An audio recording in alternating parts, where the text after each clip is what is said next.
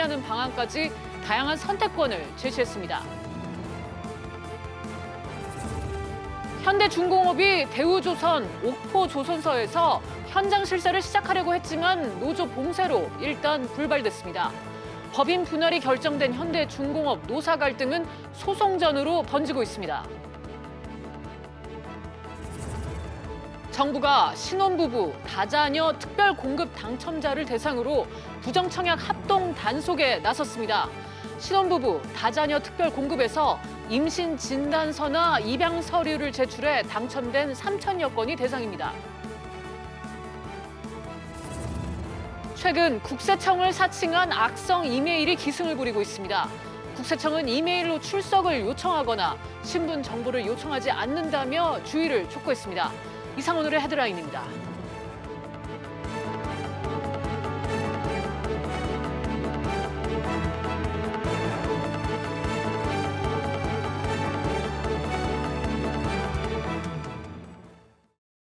먼저 오늘 증시 마감 상황부터 확인하고 가겠습니다. 하나금융투자 리서치센터의 이영곤 연구원 연결하겠습니다.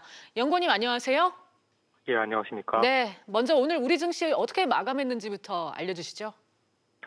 예, 국내 증시는 오늘 상승 마감했습니다. 코스피 지수는 26포인트, 1.28% 오른 2067포인트를 기록했고 코스닥은 1포인트 오른 697.50포인트를 기록했습니다.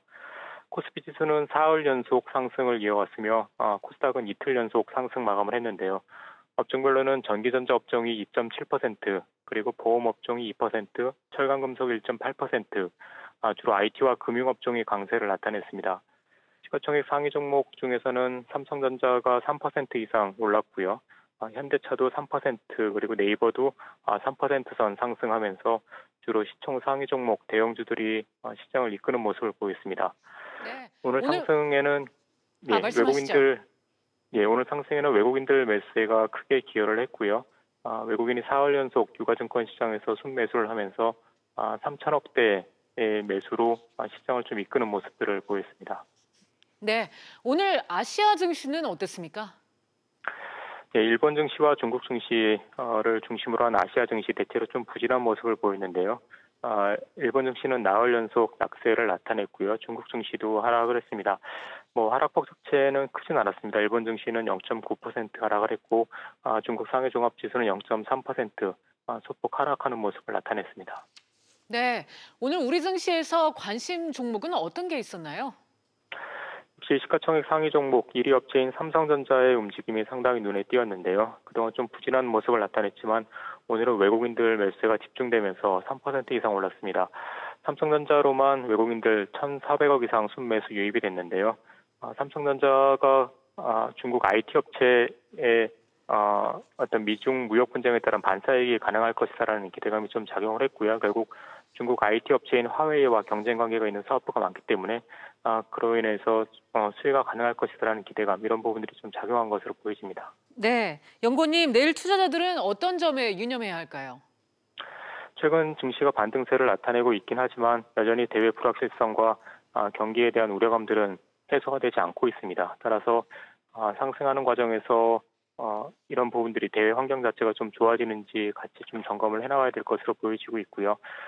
장중에는 역시 원달러 환율, 그리고 외국인 동향, 중국 증시 움직임, 이런 부분들 같이 점검하면서 대외 변수들에 따른 어떤 신중한 매매가 필요할 것으로 판단됩니다. 네, 연구원님 오늘 시간 내주셔서 감사합니다. 예, 감사합니다. 수출이 6개월째 하락했습니다. 이런 가운데 올해 우리나라 경제 성장률 전망치가 계속해서 하향 조정되고 있습니다. 정윤영 기자가 보도합니다. 우리나라 수출이 6개월 연속 마이너스 행진입니다. 지난달 수출액의 경우 지난해 같은 기간보다 9.4% 감소한 459억 1천만 달러를 기록했습니다. 미중 무역 분쟁과 반도체 부진이 수출 하락의 주 요인으로 꼽힙니다. 수출 하락에 국내외 기관들이 경제 성장률을 잇따라 하향 조정하고 있습니다. 지난달 경제협력개발기구 OECD와 국책연구기관 KDI가 올해 경제 성장률 전망치를 2.6%에서 2.4%로 낮춘 데 이어 한국경제연구원도 전망치를 하향 조정했습니다. 한국경제연구원은 올해 경제 성장률을 2.2%로 전망했습니다. 급격한 수출 감소가 성장률 하락을 주도할 것이라 내다봤습니다. 선박이나 자동차 등 주력 제조업의 수출 경쟁력이 점진적으로 하락하고 있습니다. 가운데 미중 무역 갈등이나 세계 경기 하락세가 지속되어서 교역 환경도 점차 악화되고 있습니다. 세계 경기 둔화로 설비 투자 부진도 우려됩니다. 내수 부문의 버팀목 역할을 담당해오던 민간 소비도 소비 심리 악화 등으로 회복세 둔화가 예상됩니다. 다음 달 한국은행도 경제 성장률 전망치를 하향 조정할 것이란 관측이 나오고 있습니다. 우리 경제에 빨간불이 들어왔습니다. SBS CNBC 정윤영입니다. 이주열 한국은행 총재는 해외 충격에 대한 국내 경제의 대응력을 높여야 한다고 밝혔습니다. 이 총재는 오늘 서울 중구 웨스틴 조선호텔에서 열린 한국은행 국제 컨퍼런스 개회사에서 글로벌 연계성이 약해지면 국제 분업과 기술 확산 위축으로 큰 조정 비용이 발생할 수 있다며 이같이 말했습니다. 그러면서 구조개혁을 꾸준히 추진해 성장 잠재력과 일자리 창출 능력을 높이고 경제 체질도 개선해 나가야 한다고 덧붙였습니다. 국토교통부가 지난 2017년부터 지난해까지 신혼부부 다자녀 특별공급 아파트 당첨자들에 대한 특별 점검에 들어갑니다. 허위 임신 진단서를 제출해서 당첨된 사례가 적발됐기 때문인데요. 자세한 내용은 취재기자 연결합니다. 오수영 기자, 아파트 당첨을 위해서 가짜 진단서까지 제출했다고요? 네, 국토부가 지난 4월 서울 지역 2곳, 경기도에서 3곳, 모두 5개 분양단지를 두고 표본 점검을 실시했는데요. 신혼부부 다자녀 특별공급에서 임신 진단서를 제출해서 부양가족으로 신고하고 당첨된 83건 가운데 8건이 가짜 진단서였던 것으로 밝혀졌습니다. 5개 표본단지에서 허위 자료로 당첨까지 된 비율이 10%에 달했다는 얘긴데요. 국토부는 이 같은 사례가 더 있을 것으로 보고 지난 2017년과 지난해 분양한 전국의 아파트 282곳에 대해 조사를 확대한다고 밝혔습니다. 조사 대상은 임신 진단서나 입양 서류를 제출해서 신혼부부 다자녀 특별공급에서 당첨된 3천여 가구인데요. 이달 말까지 전수조사가 진행될 예정입니다. 네, 허위 진단서를 제출한 게 확인이 되면 어떻게 되나요? 네, 현행 주택 공급 규칙은 부양 가족 수를 셀 때 입주자 모집 공고일을 기준으로 임신 중인 경우까지 자녀 수를 인정하고 있기 때문에 앞서 표본 조사에서도 드러났듯이 허위로 진단서를 발급받아 당첨된 경우가 더 있을 것으로 보입니다. 국토부는 앞서 적발된 8건에 대해 경찰 수사를 의뢰했고 현재 수사가 진행 중인데요. 수사 결과 주택 공급 질서 교란 행위자로 확정되면 3년 이하의 징역 또는 3천만 원 이하의 벌금형을 받게 됩니다. 주택 공급 계약은 당연히 취소되고요. 청약 자격도 최대 10년간 제한됩니다. 지금까지 SBS CNBC 오수영입니다. 국세청을 사칭한 이메일을 이용한 악성 코드가 기승을 부리고 있습니다. 무심코 클릭하면 악성 코드인 백도어가 설치돼 개인정보 유출 등 피해가 발생할 수 있어 주의가 요구됩니다. 장가희 기자가 보도합니다. 국세청에서 발송된 것으로 보이는 전자세금 계산서 이메일입니다. 메일 내용을 확인하기 위해선 첨부 파일을 클릭해야 한다고 나와 있습니다. 하지만 이 메일은 국세청을 사칭한 사기 메일입니다. 이 같은 주소로 온 메일에 첨부 파일을 열면 랜섬웨어 같은 악성 코드에 감염돼 개인정보 유출 등 피해가 발생할 수 있습니다. 최근 메일 제목과 본문에 미지급 세금 계산서나 국세청 출두 등 국세청을 언급한 문구가 포함된 이메일이 기승을 부리고 있습니다. 국세청은 메일을 통해 출석을 요청하거나 개인정보를 요구하지 않는다며 이 같은 메일을 받은 즉시 삭제할 것을 당부했습니다. 국세청은 홈택스와 국세청 홈페이지의 주의사항을 팝업으로 안내하고 경찰 수사 요청 등 적극 대응에 피해를 최소화할 방침입니다. SBS CNBC 장가입니다. 정부가 술에 붙는 세금 체계를 바꾸는 작업을 진행 중입니다. 지금처럼 가격의 일정 비율이 아니라 알코올 함량에 따라 세금을 부과하는 게 골자인데요. 조세재정연구원에서 주세법 개정 3가지 방안을 마련해 발표했습니다. 취재기자 연결합니다. 정민아 기자. 네, 정인아입니다. 네, 우선 주세 개편안의 핵심은 뭔가요? 네, 이른바 종가세에서 종량세로의 전환입니다. 쉽게 말해 원가의 관리비, 이윤을 합한 출고가의 일정 비율을 세금으로 물리는 방식이 술의 양 또는 알코올 함량에 따라 세금을 물리는 방식으로 바뀌는 겁니다. 다만 정부는 서민의 술인 소주 가격을 현 수준에서 유지한다는 방침을 내세웠습니다. 네, 오늘 조세재정연구원이 주세 개편안의 3가지 방안을 제시했는데 어떻게 바꿀 것으로 권고했나요? 네, 조세현은 술 과세 기준을 바꾸면 주류업계와 소비자에게 모두 혼란을 줄 수 있다며 속도 조절 방안을 제시했습니다. 우선 맥주부터 종량제로 바꾸는 방안, 그리고 맥주와 막걸리를 우선 전환한 뒤 나머지 술은 5년의 유예기간을 두고 종량제로 전환하는 방안을 발표했는데요. 소주나 위스키 등 증류주의 경우 업계 의견이 워낙 다양해 갑작스럽게 종량제로 전환하는 게 사실상 불가능하다고 밝혔습니다. 네, 정 기자, 이렇게 술에 붙은 세금이 바뀌면 술값은 어떻게 되나요? 네, 맥주가 종량제로 바뀌면 500ml인 국산 캔맥주 1개당 360원 정도 세금이 줄어듭니다. 원가가 비싼 국산 수제 맥주도 소매점 기준 한 캔당 5,000원짜리라면 1,000원 이상의 가격이 내릴 여지가 생깁니다. 수입 맥주의 경우 일부 저가 제품의 세금은 다소 오르지만 대부분 비슷할 것으로 보여 4캔에 10,000원 행사는 유지될 가능성이 큽니다. 문제는 대표적인 서민술인 소주인데요. 일단 조세현은 당분간 종가세 유지를 권고했습니다. 소주를 종량제로 전환할 경우 같은 증류주로 묶여있는 일부 고가 위스키의 세금이 낮아지기 때문인데요. 소주만 떼어내 종량제로 바꾸면 세계무역기구 규정에 위반된다는 점도 감안했습니다. 다만 조세현은 소주가 종량제로 전환될 경우 알코올 도수 21도까지는 리터당 947원의 세금을, 21도를 넘을 경우 1도 1리터당 45원가량의 세금을 부과할 것을 권고했습니다. 생맥주도 종량제 전환으로 인해 가격이 오를 것으로 보이는데요. 이에 대해서 조세연구원은 한시적 세율 인하를 권고했습니다. 지금까지 양재동 AT센터에서 SBS CNBC 정인아입니다. 북한으로부터 아프리카 돼지열병의 유입을 차단하기 위한 방역 대책이 시행 중인데요. 현재 상황 취재기자 연결해 알아보겠습니다. 조슬기 기자. 네, 조슬기입니다. 네, 다행히 아직까지는 유입되지 않고 있는데 방역 작업이 진행 중이죠. 네, 북한과 인접해 있는 경기와 강원 지역 10개 시군에 대한 긴급 방역 조치가 시행되고 있습니다. 해당 지역 농가 진입로를 비롯해 주요 도로에는 소독시설과 통제소가 확대 설치됐고요. 전체 사육 돼지에 대한 혈청 검사가 진행 중입니다.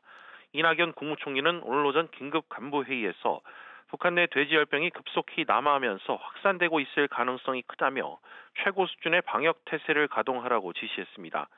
또 접경 지역은 물론이고 공항과 항만 등의 방역에 조금의 빈틈이라도 있어서는 안 된다며 현재 10개인 특별관리지역을 더 늘릴 필요는 없는지 검토해달라고 말했습니다. 네, 조 기자, 이런 가운데 불법 축산물을 반입하려던 중국인이 적발됐다고요? 네, 농림축산검역본부가 지난 2일 인천국제공항을 통해 돼지고기 가공품을 몰래 들여오려던 국내 체류 중국인을 적발하고 과태료 500만 원을 부과했습니다.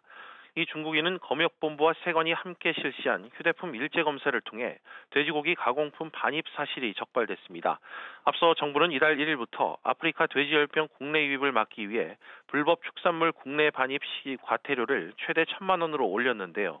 기존에는 위반 횟수에 따라 최대 100만 원을 부과했지만 이번 달부터 1차 위반 시 500만 원, 2차 750만 원, 3차 1,000만 원을 부과하고 있습니다. 지금까지 SBS CNBC 조슬기입니다. 직장인들이 가장 기다리는 공휴일, 매년 언제, 얼마나 쉴 수 있는지 큰 관심사죠. 달력 제작의 기준이 되는 내년도 원력 요항이 발표됐는데요. 달력의 빨간 날로 표시되는 공휴일 수는 67일로 올해보다 하루가 더 많습니다. 강상 기자가 설명해 드립니다. 내년은 2월이 29일까지 있어 한 해가 366일인 윤년입니다. 공휴일은 일요일 52일에 관공서 공휴일 15일, 여기에 4월 15일 치러지는 국회의원 선거일과 설날 대체 공휴일 하루를 합쳐 총 69일입니다. 이 가운데 설 연휴 마지막 날과 3일절이 일요일과 겹쳐 실제 공휴일 수는 67일이 됩니다. 먼저 전통 명절인 설은 1월 25일 토요일로 전일 24일부터 27일 월요일 대체 휴일까지 나흘을 쉬게 됩니다. 추석은 10월 1일 목요일입니다. 가장 길게 쉴 수 있는 황금 연휴는 바로 추석 명절인데 9월 30일 수요일부터 일요일인 10월 4일까지 총 5일을 쉴 수 있습니다. 근로자의 날인 5월 1일에 쉬고 4일 월요일 하루 휴가를 내면 6일간 쉬는 것도 가능합니다. 한글날과 크리스마스는 금요일로 주 5일제를 실시하는 직장에서는 3일 연휴가 가능해집니다. 주 5일제를 실시하는 기간의 경우에는 공휴일인 67일과 52일의 토요일이 더해져서 휴일수가 119일이 되는데 공휴일 중에 토요일과 겹치는 설날, 현충일, 광복절, 개천절, 4일로 인해서 총 휴일수는 115일이 됩니다. 2월과 3월, 6월부터 8월, 그리고 11월은 평일 휴일이 없습니다. SBS CNBC 강산입니다. 고액 자산가들의 가장 큰 고민이 증여와 상속이라는 조사 결과가 나왔습니다.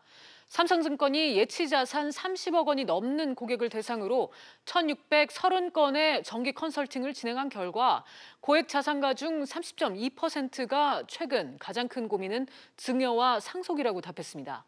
금융수익이 고민이라고 응답한 비율은 30%, 양도세 절세라고 응답한 비율은 19.2%로 뒤를 이었습니다. 인터넷 전문은행 K뱅크의 건전성 지표가 3개월 만에 크게 악화됐습니다. 금융감독원에 따르면 지난 1분기 K뱅크의 국제결제은행 기준 총 자본 비율은 12.48%로 지난해 말보다 4.05% 떨어졌습니다. K뱅크가 1월부터 추진했던 5,900억 원 규모의 유상증자가 KT의 대주주 적격성 문제로 무산되며 건전성 지표가 악화된 것으로 분석됩니다. KB국민카드가 개인정보 유출 사건 피해자들에게 각각 10만 원씩 배상하라는 1심 판결에 불복해 항소했지만 법원이 받아들이지 않았습니다. 카드사 개인정보 유출 사건은 2014년 KB국민카드, 농협은행, 롯데카드에서 고객의 이름, 주민등록번호, 전화번호 등 개인정보가 유출된 사건입니다. 2심 재판부는 국민카드가 법령에서 정한 개인정보 보호 의무를 위반해 카드 고객 정보가 유출되는 사고의 원인을 제공했다며 국민카드의 항소를 기각했습니다. KB 하나은행이 코픽스 산정 오류를 방지하기 위한 내부 통제 기준을 마련하지 않아 금융당국의 제재를 받았습니다. 금감원은 지난달 27일 하나은행이 이 같은 내부 통제 기준을 갖추지 않아 결과적으로 코픽스 오류를 초래했다는 이유로 기관 주의와 임원 주의 등 제재 조치를 내렸습니다. 특히 금감원은 하나은행이 2012년 10월부터 3년여간 코픽스를 수차례 잘못 산정해 2015년 4월 기준 은행 전체 코픽스를 0.01%포인트 부당하게 올려 고객들이 16억 원의 이자를 더 지급하게 되는 결과를 초래했다고 지적했습니다.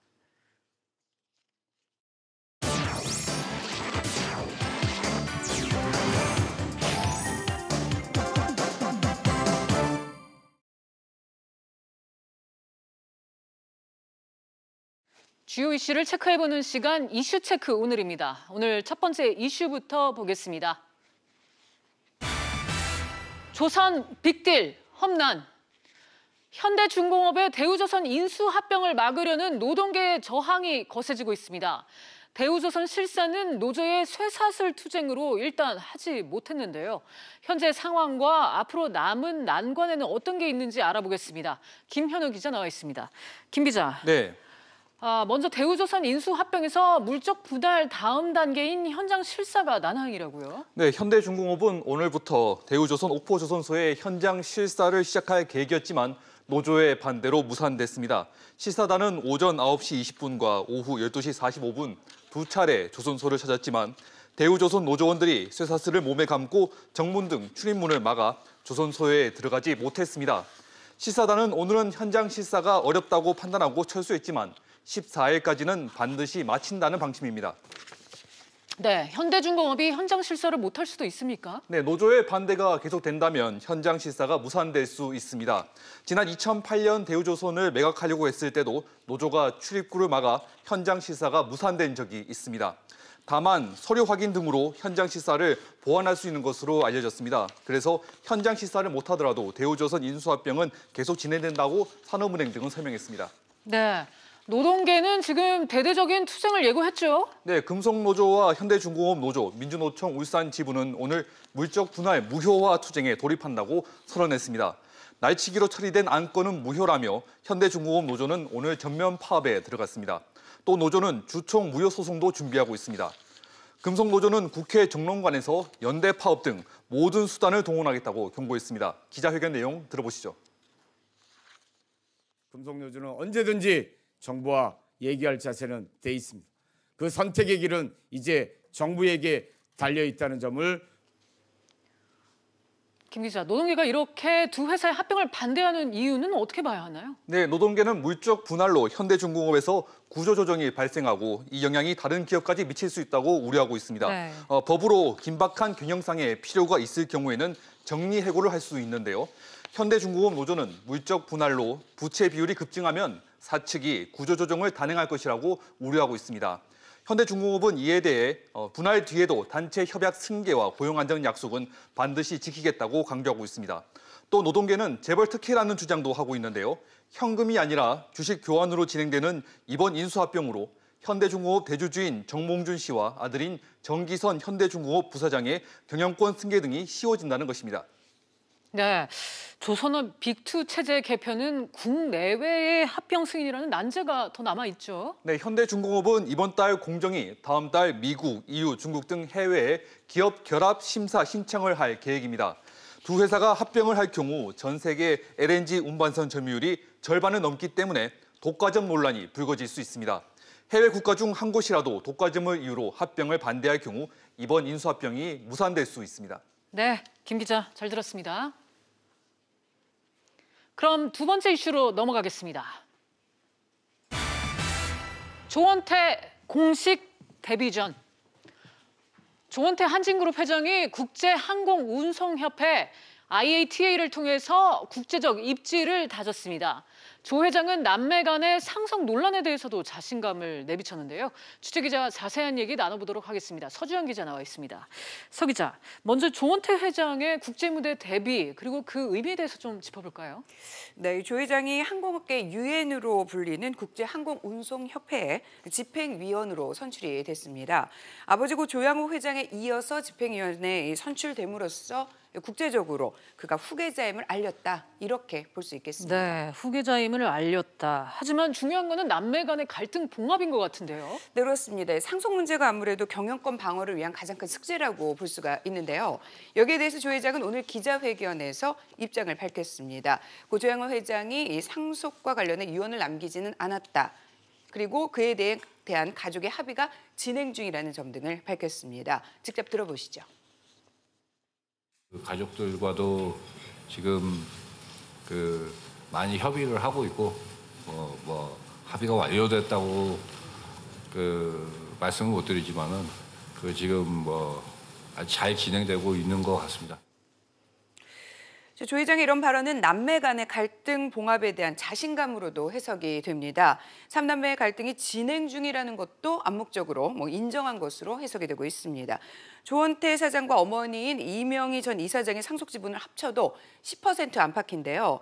만일 3남매 간의 경영권 분쟁이 벌어진다면 이대 주주인 KCGI에게 한진그룹의 경영권을 뺏길 수도 있는 그런 상황입니다. 네, 예정대로 상속이 이루어진다고 해도 이 상속세의 재원을 마련하는 게 또 문제 아닌가요? 그렇습니다. 한진칼의 주가를 기준으로 봤을 때 부담해야 하는 상속세는 단순 계산해도 2천억 원에서 3천억 원 사이가 됩니다. 세금 마련을 위해서 상속 지분의 일부를 내놓는 방법이 있긴 하지만 이대 주주인 KCGI의 지분이 16%에 육박해서 아무래도 리스크가 큽니다. 이 때문에 조 회장은 지분을 전량 상속받는 대신에 부담해야 할 세금을 나눠서 납부하는 방식을 선택할 것으로 예상이 되고 있는데요. 다만 이런 시나리오는 남매 간의 갈등이 없을 때를 가정한 얘기입니다. 네. 고 조 회장이 보유한 한진칼 지분을 오너 일가가 전량 상속을 받아도 남매 간의 경영권 분쟁이 빚어진다면 지분 구조의 허점이 드러나기 때문입니다. 네, KCGI, 이 강성부 펀드의 경영권 압박도 계속되고 있는데 이 부분도 대응을 좀 잘 해야겠죠? 그렇습니다. 지난 3월 말이죠. 한진칼 주총에서 패한 이후에 2달 동안 잠잠하던 KCGI 측이 최근 다시 공세를 퍼붓고 있습니다. 그룹 승계 담당 조직을 신설을 하고 한진칼 보유 지분을 늘리기 시작한 건데요.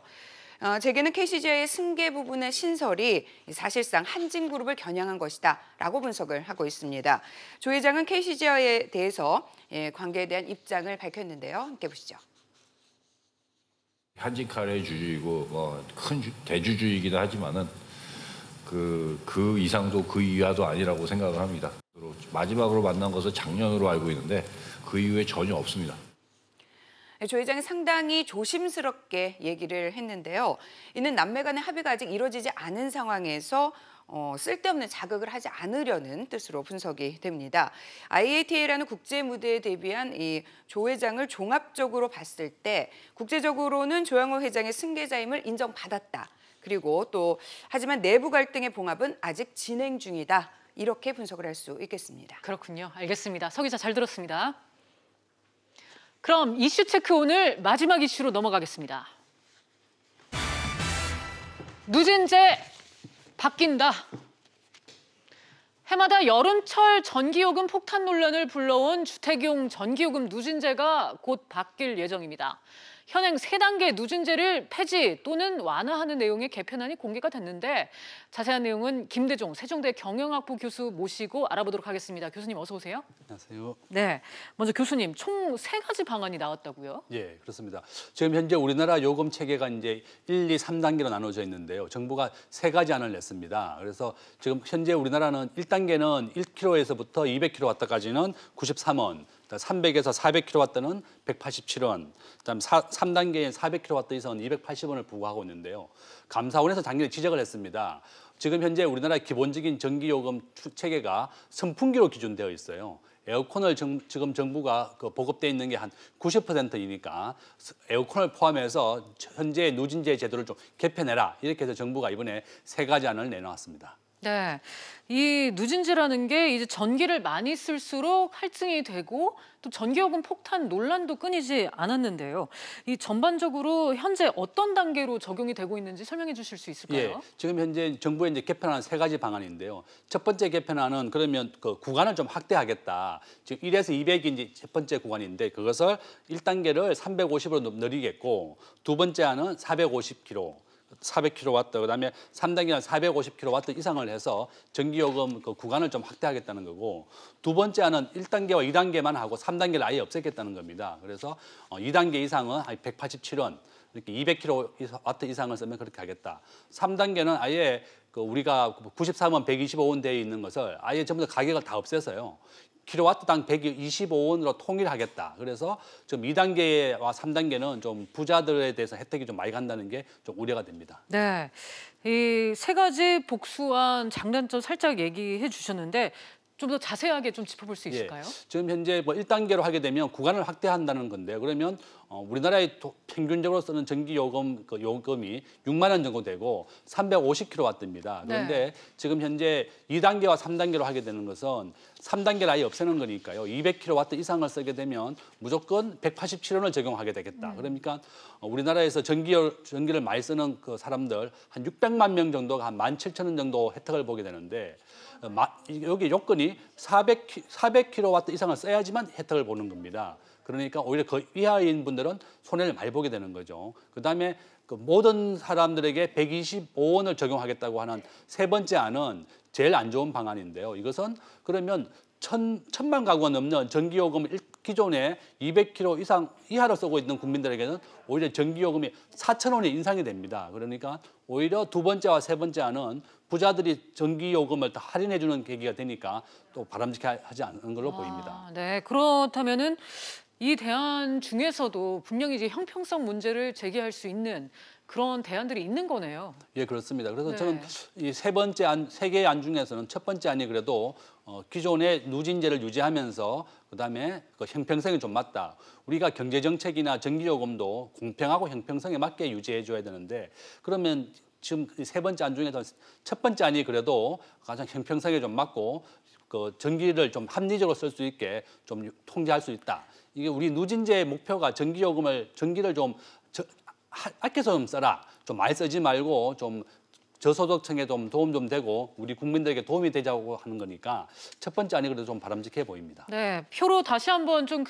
요번에 나온 방안을 좀 3가지 다시 한번 확인했으면 하는데 그러니까 지금 교수님이 보시기에는 현실적인 방안이 첫 번째 게 가장 현실적인 방안이다 이렇게 보시는 거네요. 예, 그렇습니다. 네. 첫 번째 안 구간이 그래도 350kW, 우리나라 평균 사용량이 한 350kW이기 네. 때문에 맞고 또 평균 이제 이번에 첫 번째 안을 채택하게 되면 평균 전기요금이 한 10,000원 정도 인하가 됩니다. 그러면 전기요금 작년하고 비슷한 수준인데요. 전기요금 한 10,000원 정도 할인이 되면서 또 여유 있게 또 에어컨 한 대 정도는 여유 있게 사용할 수 있기 때문에 가장 바람직한 대안으로 보입니다. 그러니까 구간 확대안이 지금으로서는 가장 현실적이다. 예, 이런 그렇습니다. 말씀이셨고요.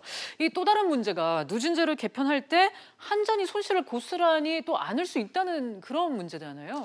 네, 저는 그것이 제일 큰 걱정인데요. 네. 금년 1분기만 해도 한국전력이 6,300억 원이나 적자를 봤습니다.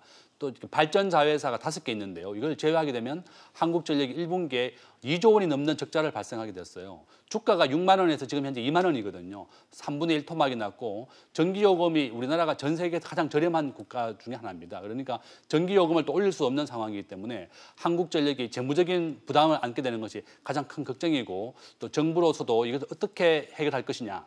또 전기요금이 오르지 않을 것이냐 이렇게 걱정을 많이 하는데 정부의 입장에서도 굉장히 난처하지만 또 한국전력의 입장에서는 경제적으로 재무적인 부담이 제일 크다 이렇게 볼 수 있습니다. 네, 알겠습니다. 교수님 오늘 말씀 여기까지 듣겠습니다. 감사합니다. 비즈플러스 계속해서 오후 토론으로 이어가겠습니다. 오후 토론은 시청자 여러분들도 유료 문자 100원으로 의견 보내주시면 실시간 토론에 참여하실 수 있습니다. 샤프 3698로 많은 참여 부탁드리겠습니다. 분명한 것은 그때 공약이 2020년까지 1만 원이었다고 해서 그 공약에 얽매여서 무조건 그 속도대로 인상돼야 한다. 그런 것은 아니라고 생각합니다. 우리 사회, 우리 경제가 어느 정도 수용할 수 있는지 그 적정선을 찾아서 결정할 필요가 있는 것이죠. 최저임금위원회가 내년도 최저임금 심의에 본격 착수했지만 결정 과정에 상당한 진통이 있을 전망입니다. 당정청이 잇따라서 속도 조절론을 시사하고는 있는데 노동계와 경영계 사이에 의견차가 커서 대립이 불가피해 보입니다. 내년도 최저임금은 과연 얼마나 될까요? 또 얼마나 올려야 적정할까요? 지금부터 그 얘기 나눠보도록 하겠습니다. 먼저 최영기 한림대 경영학부 교수 나오셨고요. 그리고 박정은 라이더 유니언 위원장도 함께합니다. 두 분 어서 오세요. 안녕하세요. 먼저 박 위원장님께 여쭤볼게요. 과거 알바 노조 위원장으로도 활동을 하셨더라고요. 네, 2016년에 두 번째 노조 위원장으로 활동했습니다. 아, 그러셨군요. 네. 지금도 그러면 아르바이트를 하고 계신 건가요? 네, 지금 패스트푸드점에서 배달 아르바이트를 하고 있습니다. 네, 배달 쪽으로 아르바이트를 하고 계시다. 과거 국회 앞에서 최저임금 10,000원, 이 단식 투쟁도 하셨던 걸로 제가 알고 있는데 근로자에게 최저임금은 어떤 의미로 봐야 할까요? 네, 제가 중고등학교에 노동인권 교육을 하러 가기도 하거든요. 그래서 근로계약서를 써보라고 합니다. 그런데 중학생들 중에는 최저임금보다 낮게 한 5,000원만 받아도 된다라고 하는 경우도 있어요. 만약에 국가에서 최저임금을 정하지 않는다면 자신의 생계보다 못한 수준의 임금을 받을 가능성이 있고요. 반대로 어떤 그 중학생 같은 경우는 시간당 2만 원 받고 싶다 이렇게 하는데 이럴 경우에는 또 역시 자영업자들한테도 너무 큰 부담이 되지 않습니까? 네. 그래서 국가적으로 하나의 기준을 만드는 의미라고 볼 수 있습니다. 네, 그러니까 최저임금이 근로자 그리고 또 사업을 하는 자영업자 입장에서도 어떤 기준을 주는 것이다. 그렇게 말씀을 해주셨습니다. 최 교수님, 교수님께서도 근로자의 임금 수준이 향상돼야 한다. 이런 거에 대해서는 부정적인 입장은 아니신 거죠? 그렇죠. 근로자 입장에서 보면 그 임금이라는 것이 자기의 소득이고 생활비의 원천이기 때문에 뭐 하여간 그 사업주들이 그 지불 능력만 있으면 많이 올려주면 좋죠. 그리고 실제 임금 수준에 따라서 근로자들의 태도나 일에 대한 몰입도, 만족도, 자긍심 이런 게 달라진다고 봅니다. 근데 문제는 이제 그 지불 능력이 있느냐, 그걸 감당할 수 있느냐 이게 항상 문제죠. 네, 지불 능력이 있느냐, 감당할 수 있느냐. 그래서 요즘 많이 얘기가 되는 게 지금 인상 속도인데 교수님은 그러면 그 인상 속도에 문제가 있다고 보시는 거네요. 뭐 제가 얘기 안 해도 그 최저임금 문제는 뭐 작년, 금년 해가지고 그 2년 동안 연속해서 총 29.1%가 올랐어요. 네. 그러니까 우리나라 소득 수준 지금 뭐 국민 소득이 3만 불인데 이런 정도 소득 국가에서 2년 사이에 29%씩이나 임금을 인상한다는 거는 굉장히 비상한 상황인 거거든요. 사업주 입장에서 보면 그러지 않을 수 없잖아요. 네. 그러니까 자영업자라든가 뭐 영세 중소 제조업체들 이런 데들은 사실은 자기 소득이 그만큼 직접적으로 주는 효과가 있기 때문에 뭐 표현을 하자면 뭐 자기 살을 떼어나는 것 같은 그런 아마 고통을 겪고 있지 않을까 저는 네. 그렇게 짐작을 합니다. 네, 지금 최 교수님이 최저임금 인상 속도에 대해서 사업주가 부담을 느끼는 건 거의 확실하다고 말씀해 주셨는데 박 의원님, 실제로 지금 최저임금이 인상이 된 이후에 현장 분위기가 어떻게 바뀌었는지 궁금한데요. 네, 최저임금 관련해서 너무 부정적인 얘기들만 많이 나와서 좀 긍정적인 요소들을 말씀드리는 게 좋을 것 같아요. 실제로 저도 이제 최저임금 노동자이기 때문에 월 소득이 10에서 10만 원 정도씩 올라갔기 때문에 소비 여력이 좀 늘어났고요. 과거에는 뭐 밥을 먹을 때 5천 원, 6천 원짜리 이제 밥집을 전전했다고 하면은 최근에는 맛있는 음식도 먹을 수 있는 수준으로 바뀌었고요. 아까 교수님이 이제 최저임금이 확 올랐다고 하는데 이렇게 봐야 됩니다. 워낙 낮았기 때문에 인상률이 높아 보이는 거지. 이런 걸 이제 기저효과라고 하는데 우리가 얼마나 낮았으면 8,350원 정도를 가지고 너무 올랐다고 하는지 고려해 볼 필요가 있고요. 그다음에 지불 능력을 얘기했는데 헌법에 나와 있는 최저임금 같은 경우는 지불 능력이 아니라 국민이 최소한의 인간다운 삶을 유지하기 위해서 법으로 보장하는 것이 최저임금법의 취지입니다. 이런 것들을 잊지 말고 우리가 생각해 볼 필요가 있다고 생각합니다. 네, 그렇다면은 위원장님은 최저임금의 과도한 속도, 인상 속도가 고용 감소 등의 부작용을 가져왔다. 이런 지적들에 대해서는 어떻게 보시나요? 그거는 아직 좀 더 연구가 필요하다고 생각이 들고요. 더 중요하게는 대한민국 자영업자 숫자를 한 500에서 600만 정도라고 생각을 하는데 보통 이게 평균이거든요. 근데 고용원을 가지고 있는 자영업자 정도는 한 150만 정도 됩니다. 그래서 이런 제가 현장 조사 같은 것도 하거든요. 그래서 요즘 어려우시냐 이렇게 물었더니 최저임금 때문에 어렵다 이렇게 말씀하시더라고요. 그러면 몇 명 정도 고용하시냐? 고용하지는 않았는데 최저임금 때문에 힘들다고 얘기하시거든요. 그러니까 이거는 최저임금에 대한 조금 이데올로기적인 공격이 아닌가라는 생각이 듭니다. 네, 지금 박 위원장님이 말씀하시는 도중에 지금 문자 메시지가 시청자 한 분께서 보내주셨는데요. 5714분입니다. 경제적 약자에게는 최저임금 인상이 생명을 지킨다. 이런 내용으로 보내주셨습니다. 최 교수님의 생각이 여기서 또 궁금한데요. 그러니까 사실 이 자리에는 그 최저임금을 지불하는 사업주, 뭐 경제단체나 사업주가 와서 같이 우리 그러면 하면 훨씬 더 생생한 그런 얘기를 할 수 있을 텐데 저희가 안타깝게도 못했습니다. 저는 이제 그 전문가니까 그 학회나 그 뭐 경제학자들이 조사한 그런 조사 자료 그리고 국제 비교 뭐 이런 통계들을 보면 29.1% 인상은 어느 뭐로 보나 이거는 굉장히 급속한 인상이고 그 이전에 박근혜 정부 5년간 연평균 7.6%를 올렸어요. 근데 그 당시에 그냥 임금 인상, 보통 근로자들의 임금 인상은 한 4, 5% 수준이었거든요. 그러니까 그때도 2배까지는 아니지만 한 1.7배, 8배 이 정도 올랐어요. 근데 작년 금년은 최저임금이 연평균 뭐 이렇게 하면은 15, 6% 오른 거잖아요. 근데 통상 그 일반 근로자들의 임금은 한 5% 정도 올랐단 말이에요. 5.6% 뭐 이렇게 올랐는데 이걸 비교해 보면 물론 이제 최저임금 근로자들 입장에서는 10,000원은 받아야 뭐 월 200만 원 뭐 이런 정도 소득이 되기 때문에 생활 어느 정도 안정된 생활을 할 수 있다 이렇게 주장을 할 수 있지만 우리 경제가 저임 근로자가 많다는 이유는 그 사업주들이 꼭 불공정하거나 정직하지 못해서 그런 건 아니거든요. 그 생산성이나 지불 능력이 그것뿐이 안 되기 때문에 저임 근로자 지대가 굉장히 많다고 봐야 되고 저임 근로자가 많다는 얘기는 저생산성, 그다음에 저소득 어떤 가구들이 많다고 봐야 되는 거예요. 그래서 그 구조를 개선해야 되는 건 맞아요.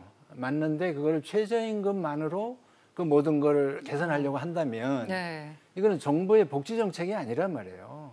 빈곤 대책도 아니고.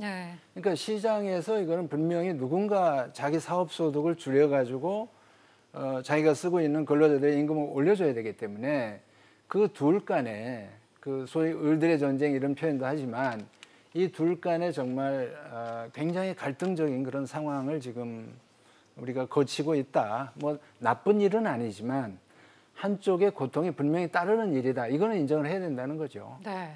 지금 교수님 말씀하시는 중에 또 979 하나님이 문자를 하나 보내주셨는데 최저임금 쉬엄쉬엄 인상해야 합니다. 지불해야 할 중소사업체들이 생존하고 튼튼해져야 장래 고용 일자리가 늘어나지요. 이렇게 말씀을 해주셨는데 교수님, 최저임금 인상 속도를 줄이면 고용 문제가 다소 좀 해결이 될 수는 있는 건가요? 이렇게 생각하면 되죠. 그러니까 그 가격이 오르면 소비가 주는 거는 이게 기본 경제적인 상식이거든요. 그러니까 임금이 오르면 사람을 덜 쓰게 된다는 거는 이거는 부정할 수는 없어요. 네. 그런데 이제 아까 말씀하신 대로 임금이 그렇게 올랐다 하지만 고용이 얼마 줄었는지는 확실치 않다. 이거는 맞아요. 그러니까 그거를 정확하게 정량적으로 네. 29% 올리는 바람에 고용이 3만 줄었다, 5만 줄었다. 이건 정확하게 잴 수 없지만 모든 전문가들이 다 동의하는 거는 근로 시간은 줄었다 이거예요. 그러니까 근로 총량은 줄은 거거든요. 네. 그러니까 이거는 예를 들면 우리가 이게 주변에서 느낄 때 그 식당들이 과거에는 뭐 12시부터 뭐 9시까지 다 하다가도 최근에는 브레이크 타임을 둔단 말이에요. 2시부터 5시 아니면 3시부터 5시까지는 휴식 시간을 두고 그 시간 동안에는 시간당 임금을 지급을 안 하는 거예요. 그러니까 이거는 근로 시간을 줄임으로써 비용을 이렇게 좀 절감하는 그런 노력들을 우리가 볼 수 있기 때문에 임금이 오름으로써 근로 시간이 줄거나 고용량이 줄거나 이거는 뭐 그건 경제 상식이기 때문에 그걸 부정하는 거는 좀 뭐라고 얘기하기가 어렵습니다. 네. 오늘 저희 이슈가 되게 핫하긴 한가 봐요. 오늘 문자가 딴 때보다 훨씬 많이 들어오고 있습니다. 지금 양쪽에 이제 그런 팽팽한 입장이 다 나오고 있는데요. 최저임금 인상에 힘들어하는 자영업자는 사업을 접어야 된다. 그러니까 능력이 없으니까 접어야 된다. 뭐 이렇게 좀 엄격하게 얘기를 하시는 분도 계시고 최저임금 맞춰줘야 하는 사업주는 또 대출 걱정을 하고 있다. 뭐 이런 얘기도 하시는데 박 위원장님, 이 최저임금 인상 효과가 지금 현장에 제대로 안착되고 있지 않다 이런 의견도 나오거든요. 어떻게 보세요? 여러 가지 요인들이 있을 수 있는데 일단 저임금 시장, 소위 이제 알바 노동 시장 같은 경우는 근로기준법이 제대로 지켜지지 않는 시장입니다. 이거는 뭐 최저임금이 뭐 없었을 때도 낮았을 때도 마찬가지고 올랐을 때도 마찬가지인데 여기는 뭐 노조라든지 이게 대응할 방법이 없기 때문에 최저임금 인상에 따른 여러 꼼수들이 이제 행행하고 있는 거고요. 네. 두 번째로 이제 최저임금만으로는 안 된다고 말씀하셨는데 저도 동의합니다. 정부의 어쨌든 확장적 재정 정책이라든지 사회 안정망 그리고 가장 중요한 거는 영세자영업자들 같은 경우는 임대료 문제, 불공정 거래 문제 이런 것들을 문재인 정부가 일관되게 밀고 가지는 않았던 한계가 있습니다. 이것들은 당연히 해결돼야 되는 문제고요. 그리고 그 경제적 상식을 얘기하셔가지고 좀 더 이제 말을 덧붙이자면 미국 같은 경우는 $15 운동을 통해서 주 정부를 중심으로 최저임금이 급격히 인상하고 있고 그 효과가 이제 경기 회복으로 지금 나타나고 있거든요. 이거는 일관된 방식의 정부 정책이 얼마나 중요한지 좀 보여준다고 생각하고 또 하나는 계속해서 최저임금이 많이 올랐다고 하는데 저는 이걸 예를 들어서 최저임금이 1,000원이었을 때 100원이 오르면은 무려 10%가 오릅니다. 그러니까 최저임금은 워낙 낮았기 때문에 퍼센테이지로 얘기하는 거는 무리가 있고 또 하나는 국민소득을 기준으로 최저임금을 비교하는 곳은 없습니다. 보통 임금 격차를 가지고 얘기하기 때문에 최저임금은 말씀하신 대로 복지 정책은 아니거든요. 임금 격차를 줄이는 정책이기 때문에 이거 역시 경제적 상식이라는 얘기 말씀드리고 싶습니다. 지금 최저임금의 목적은 그러니까 임금 불평등을 개선하는 데 있다 그렇게 말씀을 해주셨는데 최 교수님 그거는 불평등 맞습니까? 개선 효과는 있죠. 불평등 개선 효과는 있고 그리고 우리나라 최저임금이 그렇게 OECD 국가들에 대비해서 그렇게 아주 낮으냐면 그렇지도 않아요. 그러니까 지난 2년간 올린 거를 근거로 해서 그러니까 국제 비교할 때는 이제 중위 임금의 몇 프로까지 임금이 최저임금 수준이 올라왔느냐 이렇게 비교를 하는데 우리가 금년 기준으로 하면 중위 임금의 64%까지 올라왔거든요. 네. 근데 OECD 평균이 60% 수준이고 64%면은 탑 5 안에 들어가요. 높은 수준으로. 그러니까 상당히 높은 수준에 와 있고 또 하나는 그 임금 격차 축소 효과는 당연히 있습니다. 밑에를 끌어올리기 때문에 이렇게 층층이 밑에서부터 많이 올라가고 위에는 좀 적게 올라가고 해서 격차를 줄이는 효과는 2018년 임금 통계를 보면 완연히 나타나는데 이게 그 어떤 우려가 있냐면 최저임금을 못 주는 사업체들은 시장에서 퇴출될 수가 있는 거예요. 그러니까 최저임금에 못 미치는 일자리들은 사라짐으로써 오히려 임금 격차는 줄어드는 효과는 있죠. 그리고 그게 어떻게 보면 강제로 생산성을 높이는 그런 효과도 있습니다. 그게 뭐 경제의 어떤 냉혹한 현실로 보면 이 임금도 못 주는 사업체들은 시장에 들어오지 마. 이런 효과가 있는 거거든요. 그러니까 그게 경제 전체로 보면 약간 생산성을 끌어올리는 효과가 있긴 있습니다만 그 전환 과정, 이렇게 한 4, 5년 이런 조정 과정이 거칠 거 아니에요. 그러니까 그 과정의 고통을 누가 감당을 해줄 거냐. 그리고 그것을 전환하기 위한. 근데 최저임금을 지불하지 못할 그런 자영업자들이 업종 전환이나 뭐 이런 어떤 사업체 어떤 전업을 생각할 때 그 사람들을 위한 사회 안전망은 사실 고용 안전망은 없는 거거든요. 일반 근로자들은 차라리 고용보험에 가입돼 있지만 영세 자영업자들은 그런 뭣도 없어요. 지금 뭐 계속 문자들이 계속 들어오고 있는데 지금 최저임금 때문에 매출이 줄어서 직원도 알바도 없이 사장 혼자 하루 10시간, 11시간 일하는 걸 아십니까? 5667분이셨고요. 그다음에 또 이런 의견도 있습니다. 7089님, 최저임금 이런 상황을 미국과 비교하는 거는 맞지 않은 것 같다. 아시아 주변 국가와 비교해보면 어떨까 한다. 뭐 이런 얘기도 나오고 있고요. 또 최저임금 인상을 해야 저소득층 삶도 질이 높아진다. 3339님이셨습니다. 네, 위원장님. 지금 그러면은 노동계에서는 최저임금 동결 절대 안 된다. 지금 이런 입장이신데 그러면 10,000원이 지켜져야 된다. 이렇게 보시는 건가요? 액수 자체가 저는 중요하다고 생각하지 않고 아까 말씀드렸다시피 문재인 정부가 소득주도 성장이라고 말씀했거든요. 그럼 그에 걸맞는 최저임금 외에 공격적인 정책이 필요한데 여기서 좀 중요하게 저희가 좀 다뤄봐야 할 문제가 있습니다. 또 그 중요한 문제가 부자들에 대한 어쨌든 증세 문제. 그리고 오늘 재밌는 기사가 하나 나왔는데 1대10 운동본부라고 최고임금 주장을 하기 시작했어요. 가령 지난해 코오롱 회장님이 연봉이 456억 정도인데 최저임금의 2,474배입니다. 그러니까 우리가 8,350원 가지고 그다음에 100원, 500원 가지고 싸우고 있을 때 한쪽에서는 2,474배, 최저임금 2,474배를 가지고 가져가고 있는 거죠. 감옥에 가셔도 들어오는 연봉입니다. 이런 거는. 이런 문제에 대해서 해결하지 않고 왜 영세 자영업자랑 최저임금 노동자 가지고 이렇게 얘기하는지 모르겠고요. 또 하나 또 재밌는 기사가 좀 슬픈 기사죠. 한국 치킨집이 87,000개 정도가 되는데 이게 폐업하는 숫자가 엄청나다고 합니다. 오늘 그 기사가 나오더라고요. 왜 이렇게 장사를 할까요? 영세 자영업자들이.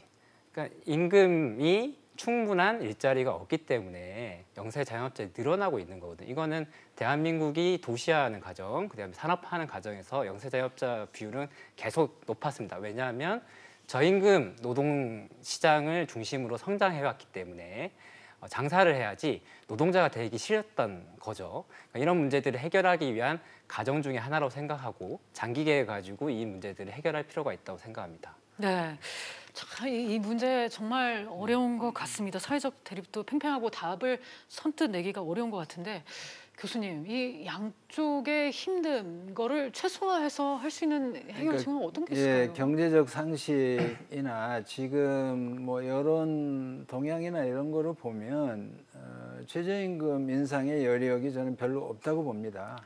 2020년 최저임금 심의가 6월부터 시작이 되고 뭐 한 달 반 있으면 결정이 되겠습니다만 동결 요구도 많죠. 뭐 사업주들 쪽에서는 뭐 삭감을 해야 된다 이런 주장들도 하는데 그 뭐 현실적이진 않다고 보고요.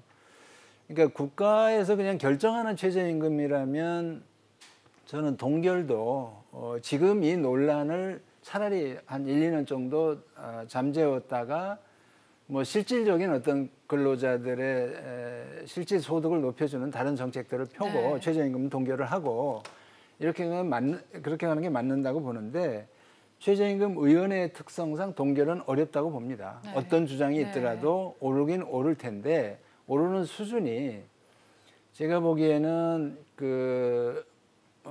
경제 성장률이 2.56% 될 거 아닙니까?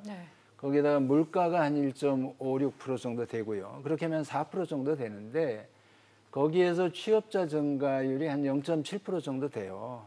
그래서 그걸 빼면 이제 소위 러프하게 뭐 대략적으로 1인당 생산성 정도가 되는데 그렇게 해서 이제 3.5% 이렇게 전후에 그런 정도는 그래도 실질 소득을 보장해주고 우리 경제도 감당할 수 있는 수준이 아닌가.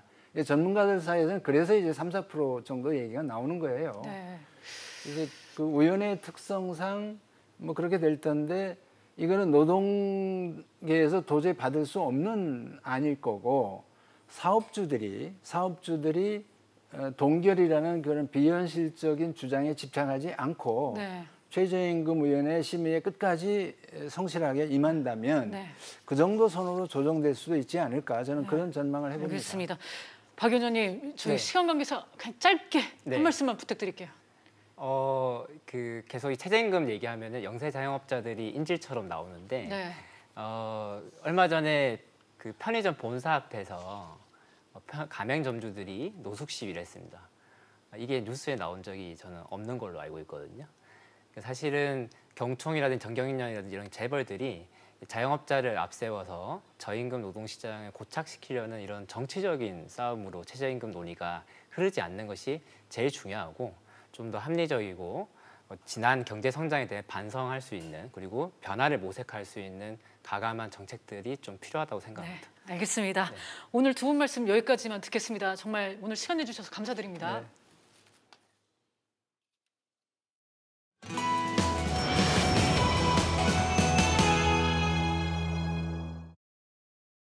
오늘 비즈플러스는 여기까지입니다. 다음 뉴스는 7시 뉴스 프리즘으로 이어집니다.